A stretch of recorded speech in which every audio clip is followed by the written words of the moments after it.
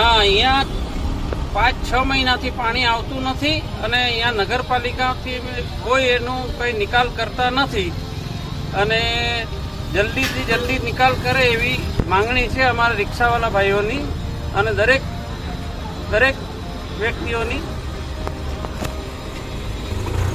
અને આ ઉનાળામાં પાણી મળવા જોઈએ એના જગ્યા ઉપર હંમેશા પાણી બંધ જ રહે છે.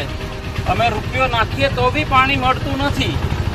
હા, અહીંયા 5-6 મહિનાથી પાણી આવતું નથી અને અહીંયા નગરપાલિકાથી કોઈ એનું કંઈ નિકાલ કરતા નથી અને જલ્દીથી જલ્દી નિકાલ કરે એવી માંગણી છે અમારા રિક્ષાવાળા ભાઈઓની અને દરેક વ્યક્તિઓની.